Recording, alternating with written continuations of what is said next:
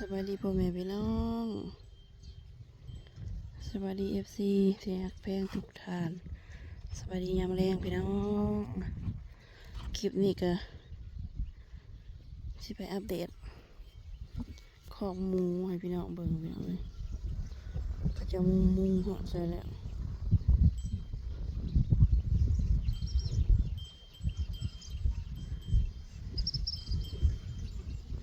นกอีหยัง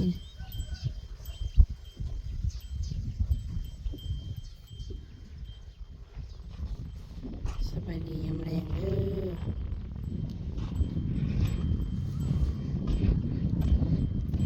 แบบนี้ของูให้พี่น้องเบิ่งว่าสร้างมุงเหาะใส่แล้ว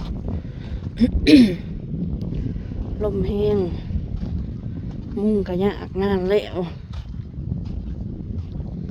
เพราะว่ามันลมแห้ง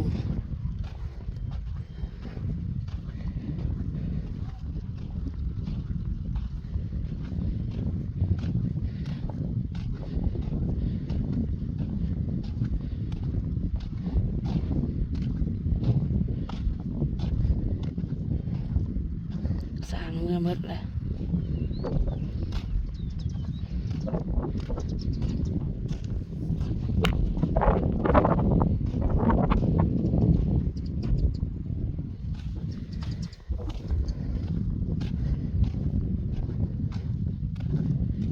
เสียงว่าวสนุกว่าวไปหากระยางมาตะเวนรีบลงเลยไก่สิบเห็นเลยว่าอีหลี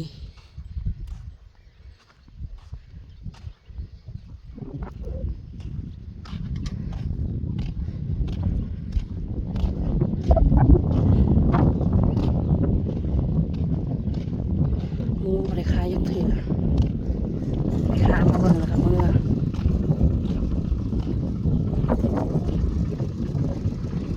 หากระมุงแล้วครั้งหนึ่ง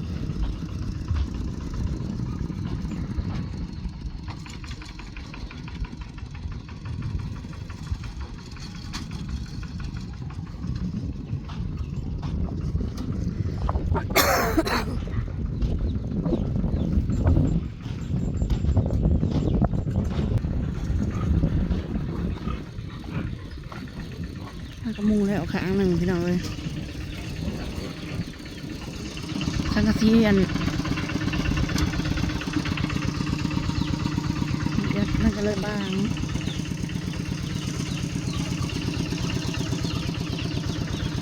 ถ้ามืออื่นก็สิแล้วประเทศ3 ห้องแต่ว่ามันห้องใหญ่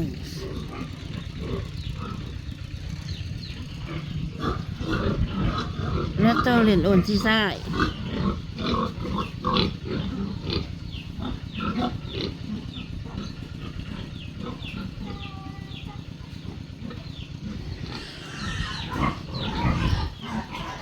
กินอีปาร์ตี้กันหยอกกัน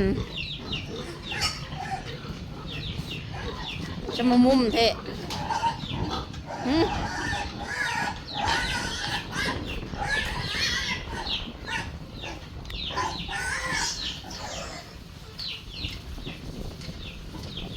เบิ่งหัวพวกเล็กอะไร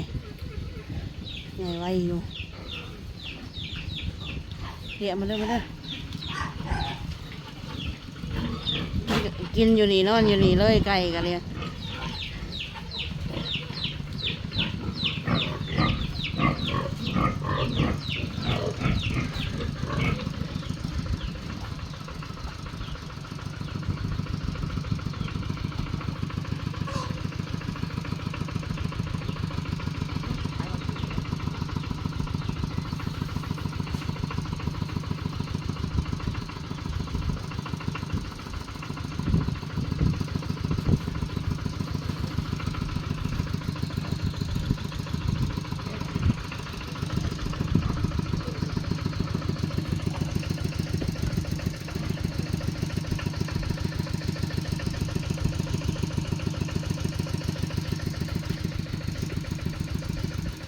อีกครั้งหนึ่งแล้วก็ใส่ลบมันถามเลยมุ่งอยู่มาอื่นที่สิแล้ว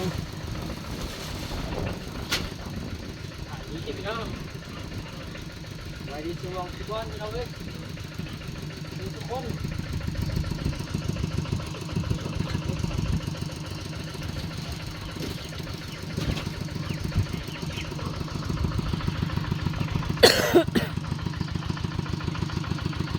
เอารถไทยเขามาเมียน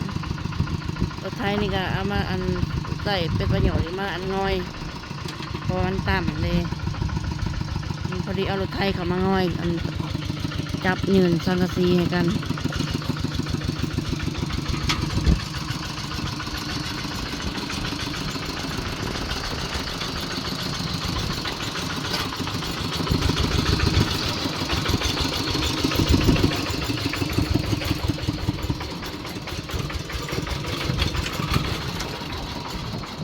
จอดอยู่นี่เลยพอดีเป็นหมองไหวรถไทยเลย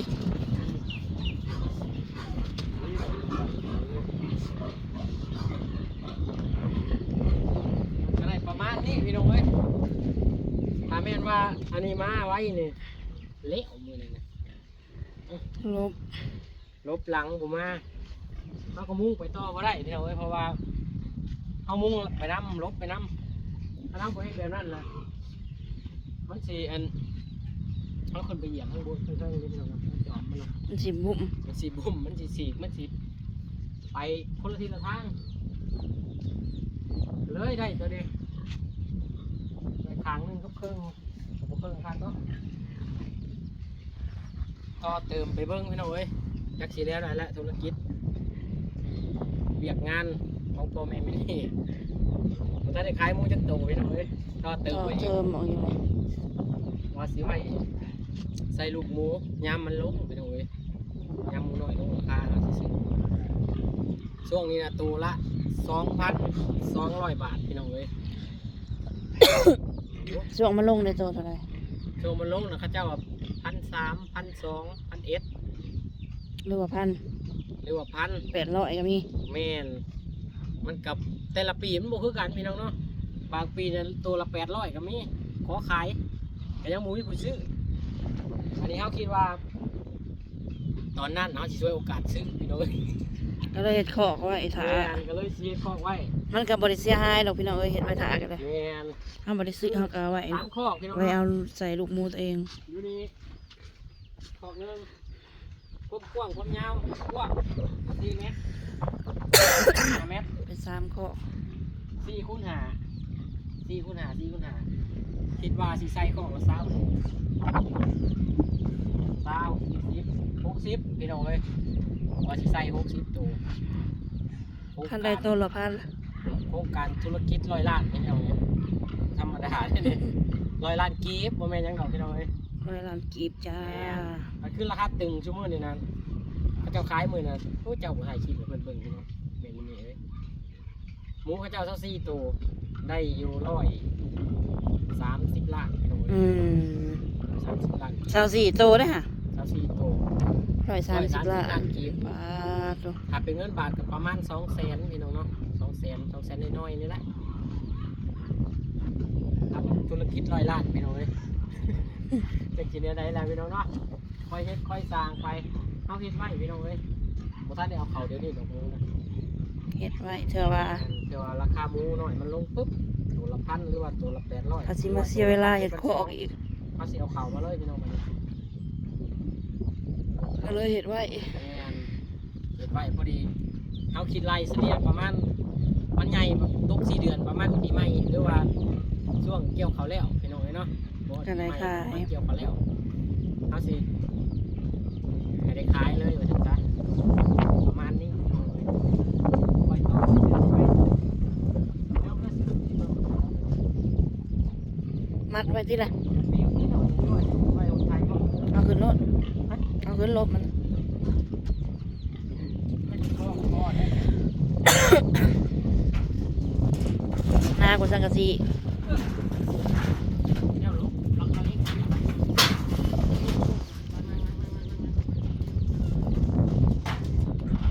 ตัวในเทิงในชนะสิโดนชุมจากลบแล้วเฮ็ด3ห้องพี่ห้อง1ห้อง2ห้อง3ห้อง คิดยากมากเลยนะ เห็ดไว้3ห้องถ้ามีหมูเพิ่นสิขะใส่คอกละ20โต3คอกละ60คอกอันนั้นนะมันใส่20บ่ได้ใส่หลายสุดก็ประมาณ15โตขนาด7โตน่ะมันยังอยากเต็มเลยหรือว่า10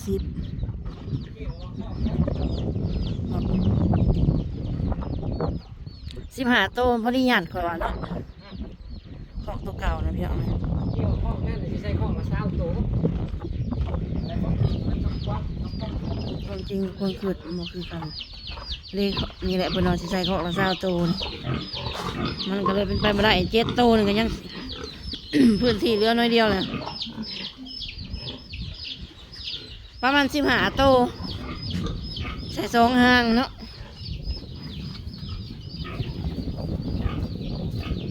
ใส่2ห้างเอาตะกี้คอกไต่คือมี2ห้าง เอาได้ คอก7โตน เอาไปให้ชุบหน่อยดิ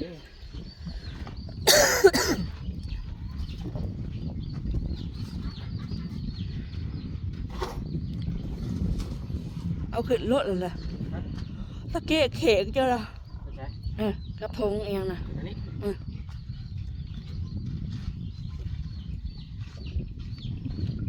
มันยังยันมาหน่อยดึงมันขาไปหยอกกันหนาวพี่น้องเอ้ยหนาวบ่เลิกบ่เศร้า หนาวอีกแล้ว เป็นจากเป็นไข่เป็นหนาวอีก คุณมีเวียกมีงานหนาวและก็หนาวพี่น้องเอ้ยยอม อีกมื้อหนึ่งคือสิได้เอาเครื่องมือเนาะ กระเพิ่งมือนะคนมือเนาะ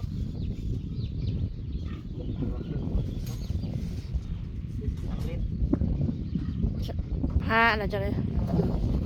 ว่ามันเสียเวลาถ่ายนะนั่นผมว่ามึงมา มัดรถซื้ออะไรนะ แป้งนะแม่รักอันนี้จ้ะนะ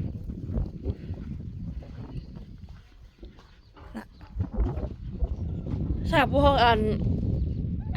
บาตูน ซ้ำเนี่ยของเราก็ซ้ำข้อผมสิข้อ ห้องใหญ่คือกันนี่ ของเราของใหญ่ขึ้นแล้ว ใหญ่เติบ4 คูณ 4 4 เมตรคูณ 4 เมตร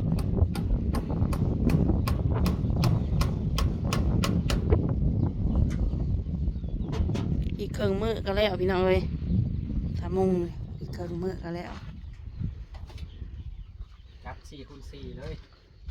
ผู้และอีกเลื่อนหนะจากสีสานต่อใหม่ปิ้วอันนี้5 เมตรพี่น้องเนาะมันก็สิกว้างกว่าเก่าหลายเท่าเลยเก่ามีแต่4x3 3 เมตรต้องประมาณนี้สอบมาจาก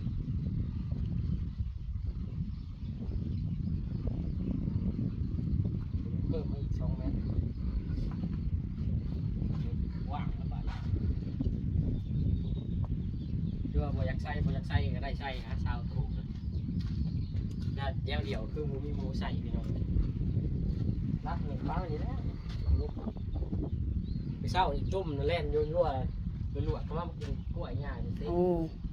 3 เมนูมันประมาณนี้ มาข่าวทางไร ลองกับมันนี่ว่าจะเสือเรื่องจะเก้าลูกเว้นเข่าจะมันย่างมาย่างนะมันบ่อย เคยเรา ย่าง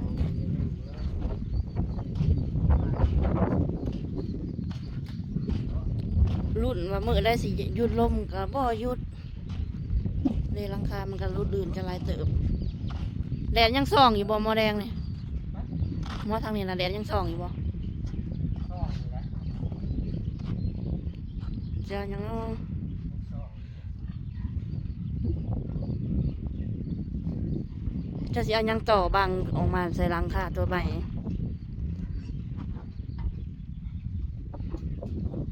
ยาวสำคัญบ่กับตัวเก่า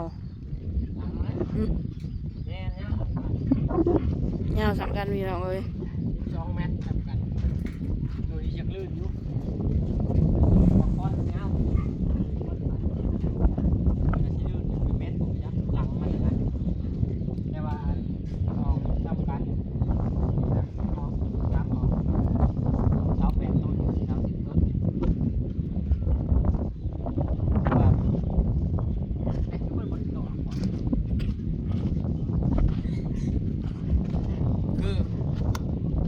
เป็นคือที่เขาตั้งเป้าไว้พี่น้องเนาะวางแผนไว้สิเฮ็ดคอกตะกี้กับคิดไว้อยู่พี่น้องเนาะว่ามือได้มือหนึงต้องได้เลี้ยงคิดนะ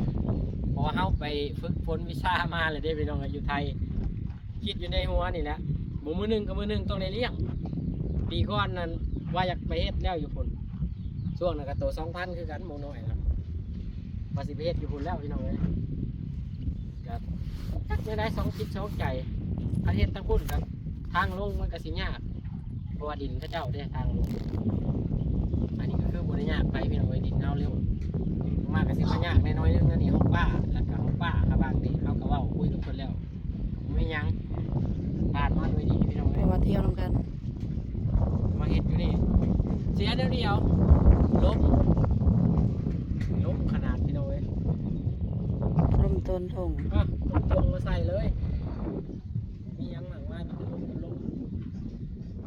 จักเสียดอะไรเป็นจักเสียนี่ มันสิหุบมันบ่พาไม่เหี้ยจังน่ะเพิ่นสิแอมอันเที่ยงหน้าน้อยมานอนเผาหมู น้อยแล้วเครื่องบนน้ำหอดเสาน่ะ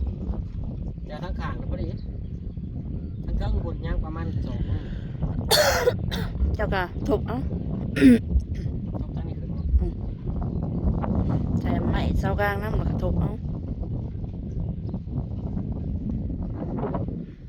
สิอันนี้พากระจาดนอนเผาหมูอยู่นี่ เครื่องกับพอดีนะพอดีวิดวิวว่าจะพอคักมาได้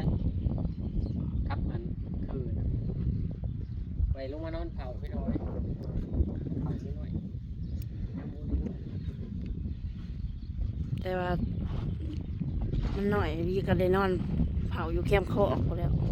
แบบบ่ได้รับได้นอนแล้วนะสำคนน้อยแล้วคันบ่กลัวพุ่น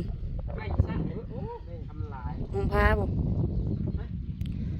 โอเคพี่น้องสำหรับคลิปนี้ขอเก็บภาพบรรยากาศไว้เพียงสำนี้พี่น้องขอบคุณทุกคอมเมนต์เด้ ข อ อบคุณหลายพี่น้องบอกไปสุขุทุกคนขอบคุณทุกกำลังใจขอบคุณทุกคอมเมนต์พี่น้อง